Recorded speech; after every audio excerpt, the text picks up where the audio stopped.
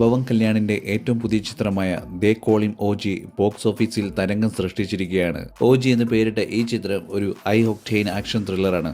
ഇമ്രാൻ ഹാഷ്മിയുടെ തെലുങ്ക് സിനിമയിലെ അരങ്ങേറ്റം കൂടിയായ ഈ ചിത്രം ഇതിനകം ചരിത്രം സൃഷ്ടിച്ചു കഴിഞ്ഞു. തിയേറ്ററുകളിൽ റിലീസിന് മുമ്പ് തന്നെ ചിത്രം നിരവധി അഡ്വാൻസ് ബുക്കിങ്ങുകളും പെയ്ഡ് പ്രിവ്യൂ കളക്ഷൻ റെക്കോർഡുകളും തകർത്തു. ബുധനാഴ്ച പെയ്ഡ് പ്രിവ്യൂവിലൂടെ 21 കോടി രൂപ നേടിയ ചിത്രം വ്യാഴാഴ്ച 63 കോടി 75 ലക്ഷമാണ് നേടിയത്. ഇതോടെ ഇന്ത്യൻ ബോക്സ് ഓഫീസിൽ 84 കോടി 75 ലക്ഷം നേടിയ ചിത്രം മികച്ച ഓപ്പണിംഗ് സ്വന്തമാക്കി.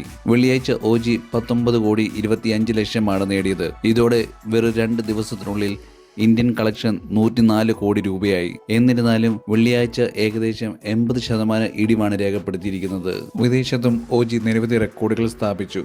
വടക്കേ അമേരിക്കയിൽ നിന്ന് മാത്രം $3 മില്യൺ നേടി. ആദ്യ ദിനം ഓവർസീസ് കളക്ഷൻ $6 മില്യൺ എന്നിരുന്നാലും രണ്ടാം ദിവസത്തെ പ്രതീക്ഷിച്ചതിലും വലിയ ഇടിവ് ആശങ്കയുണ്ടാക്കിയിട്ടുണ്ട്. ഒരു ശക്തമായ തുടക്കത്തിന് ശേഷം കളക്ഷനിൽ ഇടിവ് വരുന്നത് സൗത്ത് ഇന്ത്യൻ സിനിമകളിൽ ഒരു സാധാരണ കാര്യമാണ്. DVV എന്റർടൈൻമെന്റ് നിർമ്മിച്ച് ഓജിക്ക് ലാഭകരമാകാൻ ലോകമെമ്പാടും മൊത്തം 300 കോടി രൂപ നേടേണ്ടതുണ്ട്. എന്നാൽ വരും ദിവസങ്ങളിൽ കാര്യങ്ങൾ എങ്ങനെ മാറുമെന്ന് കണ്ടറിയണം. ഈ ചിത്രത്തിന്റെ ബോക്സ് ഓഫീസ് വിജയത്തിന് നിർണായകമാണ്.